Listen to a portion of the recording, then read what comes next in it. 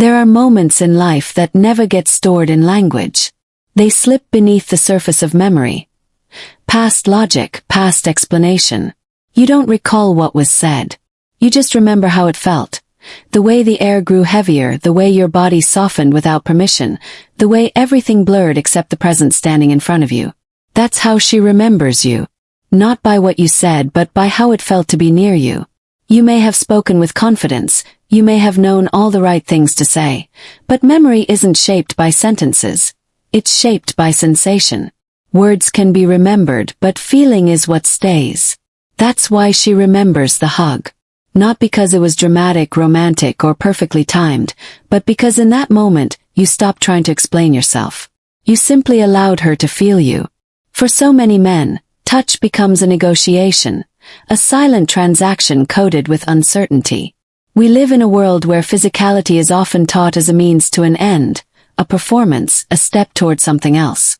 But somewhere along the way, we forgot that touch was our first language. Before we spoke, before we labeled, before we knew how to want, we reached. We reached to be held, to be seen, to be calmed. That instinct never left us. It only got buried, replaced by strategy, timing, and rules. Now we walk through relationships trying to calculate our next move, forgetting that presence can never be scripted. And neither can connection, especially the kind that bypasses the surface and lands directly in the nervous system. A real hug does that. Not because it's strong, passionate, or long, but because it's honest. It doesn't try to manipulate the moment. Simply allows it. You may not have realized it then, but that hug was a mirror. It told her more about you than anything you could have said. It showed how you carry your presence, how safe you are with your own tenderness, how much of yourself you're willing to share without asking for something back. You think you showed your love through compliments, effort, and carefully chosen words. But what stayed with her was the way you touched her without flinching at her depth. And maybe that scared you. Maybe you didn't know how to hold that kind of silence. Maybe your arms tightened too quickly, or loosened too soon. Maybe your heart raced in your chest as you wondered if she could feel the tension you hadn't named yet. Because the truth is, many of us were never taught how to touch without urgency. We learned to pursue, escalate, prove, but not how to be with someone in stillness. Not how to embrace without trying to impress. We were taught to do but not to feel. So when she leaned in, you tried to read the moment. You tried to measure it. You tried to figure out what it meant. But she wasn't asking for your interpretation. She was asking for your presence. Not your plan. Not your lines. Not your charm. Just your presence. The quiet kind, the grounded kind, the kind that doesn't need to announce itself. That's what made the hug stay with her. Not because it was a perfect gesture, but because it wasn't a performance. It was a rare moment where the mask slipped and something unguarded came through. A moment when you weren't hiding behind knowing what to do. You were simply there, vulnerable in your stillness, offering her permission to be vulnerable too. Most people don't recognize that kind of intimacy. It's too subtle. It doesn't light up the surface. But it changes the nervous system. It reaches the body before the mind can catch up. And long after the words have faded, long after the story loses detail, that feeling remains. The quiet safety, the unmistakable hum of being seen without judgment. That's the part we miss. We think intimacy is about what we say, what we confess, what we promise.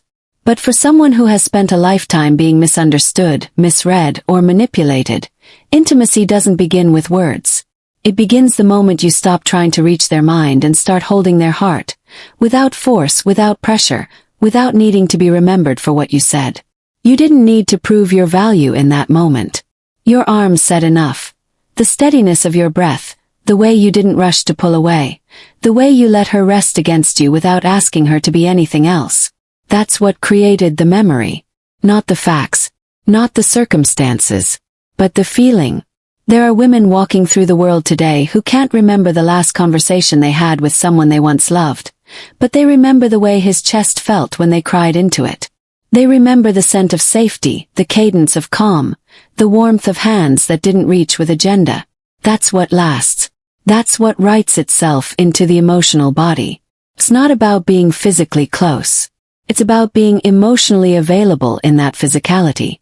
A hug given from detachment can feel colder than silence. But a hug given with presence, even the briefest one, can echo in the body for years. Because presence is the rarest thing. It's what people are starving for. And they don't know how to ask for it. They just know when they feel it. She didn't need you to have the perfect words. She didn't need your intellect. She needed to feel what it was like to rest for a moment, in someone else's arms and not be asked to perform. She needed to feel she could let her weight lean in without worrying it would be met with discomfort or withdrawal. That's what you gave her, whether you meant to or not. And maybe you doubt it meant anything. Maybe you tell yourself she forgot, that she moved on, that it was just a moment. But somewhere in her nervous system, in the part of her that remembers safety without needing detail, that moment is still alive.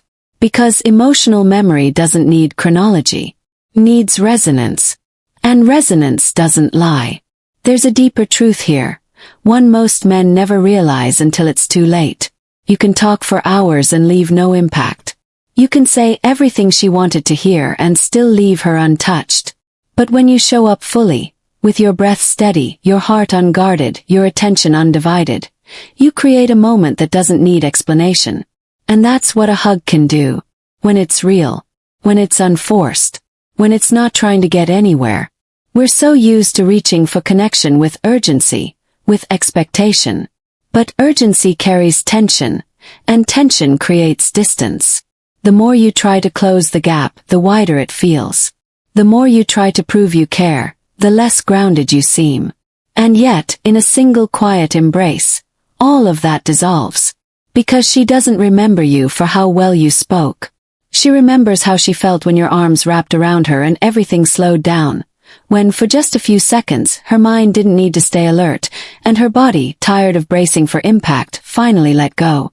That's the kind of memory that survives time. Survives uncertainty. Survives even the distance life sometimes demands. Because that moment didn't depend on words. It depended on truth. And truth, when felt in the body, never leaves the way everything else does. And maybe you didn't feel ready. Maybe you didn't even know it was happening. But she did. And maybe you did too. Somewhere beneath the noise of your thoughts, somewhere just below the armor. That's where real memory lives. Not in the intellect. In the body. In the breath. In the moments that strip away all effort and leave only what's real. And in that moment, whether you held her for 3 seconds or for as long as the world allowed, she felt it. That's why she'll forget your words. But remember your hug. There's a strange discomfort that follows intimacy when you're not used to being known. Not because something was wrong, but because something was real. After the moment ends, after she pulls away, after the silence resumes, you're left alone with yourself, sorting through the emotional residue of what just happened.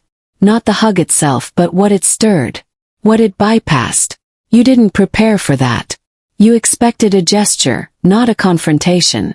But some part of you recognized how long it had been since someone touched you without expectation. Since someone gave without needing a performance in return. And for a moment, your defenses lowered just enough for it to register.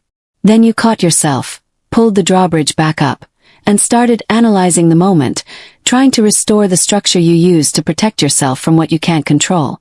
Because letting someone in always means letting something out. You didn't ask for it, but it happened anyway. That brief moment when your body let go first before your mind caught up. And now you're standing there, wondering why a simple hug left such a deep impression. Wondering why your chest feels both fuller and more exposed.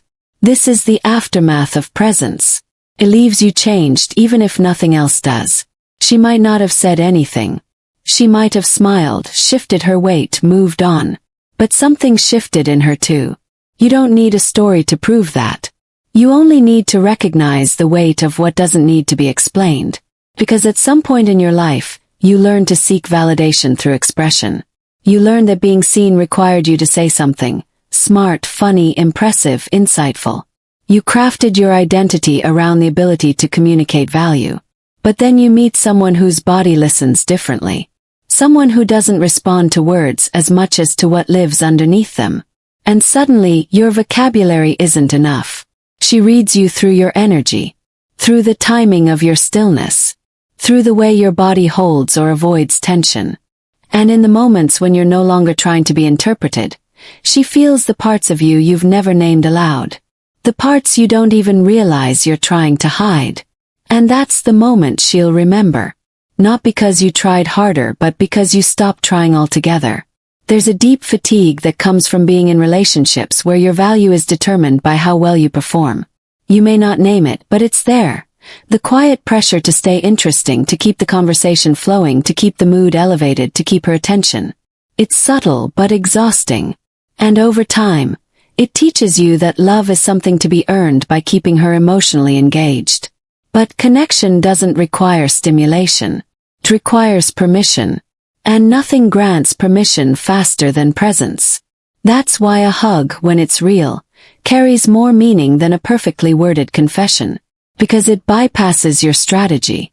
It interrupts the performance. And in the best cases, it reveals a version of you that isn't trying to control the moment, only to inhabit it fully. She doesn't need you to be perfect, but she does need to know that you're real. That the person holding her isn't calculating his next move. That the arms around her are offering safety, not subtle manipulation. That the embrace isn't a placeholder for desire, but a container for trust. You can't give that if you're disconnected from yourself.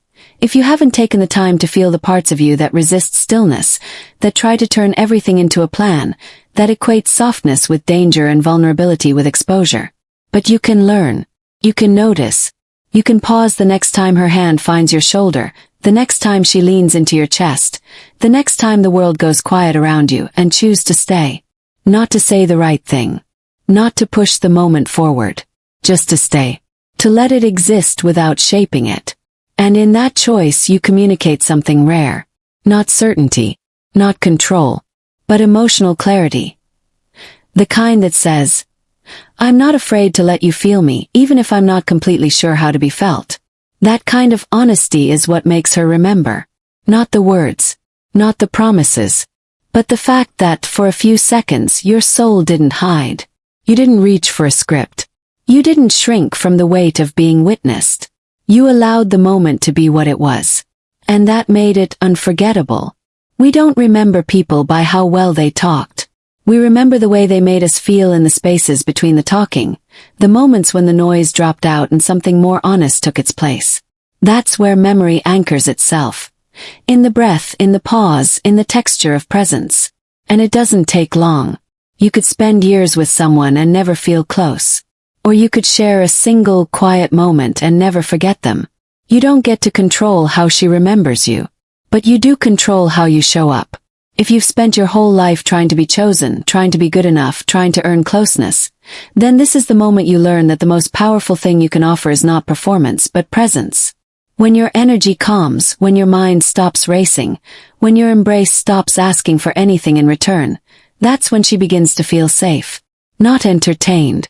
Not impressed. Just safe. And that's what most people don't even know they're looking for. The world is full of noise. We're constantly sold the idea that connection is a competition, that we have to stand out, be more interesting, be more desirable. But none of that matters when someone finally gets close enough to feel your nervous system. When the moment of contact arrives, all of your carefully crafted identity fades into the background. What's left is your energy, your intention, your awareness. And if those things aren't grounded, then no amount of charm will cover the gap. But when they are, when your presence is clean, when your embrace is steady, something shifts in her body. Not because she's fallen for you. Not because she's decided anything. But because, for a brief moment, she can stop racing. She can stop reading between the lines. She can stop defending. And that's what she'll remember. Not how tall you were. Not how smooth you sounded. But how it felt to be in your arms and know, without needing to be told, that she didn't have to protect herself from you. That kind of memory doesn't fade. It becomes a reference point, signal, a reminder that presence like that exists. And maybe she never finds it again. Or maybe she does and recognizes it because she once felt it with you. You may never speak again. Or you may find your way back. But none of that changes the fact that, in one unguarded moment, you gave her something most people never do. And whether you meant to or not, That's how you'll be remembered. Not by the precision of your words, but by the honesty of your embrace. So take this with you, not as advice but as truth. What lingers isn't what you say. It's what you allow her to feel. And she will forget the moments you tried to impress her. But she will never forget the moment you stopped trying. She will never forget the hug that asked for nothing and gave everything. If something in this stayed with you, if it echoed somewhere deeper than thought, don't let it fade. This space isn't built on performance. It's built for presence. For those learning to meet connection without fear. For those quietly undoing the armor, one breath at a time. If you're walking that path, slow, honest, and unfinished, you're not alone here. Subscribe if you're ready for more than noise. Share this with someone who's learning to feel again. And if there's something this brought up for you, a memory, a silence, a truth you've never spoken, leave it in the comments. We read everything. We hold space for what doesn't always have a name. Thank you for being here, not just for watching but for showing up with your whole self. Until next time, stay with the feeling. Let it shape you. Let it guide you home.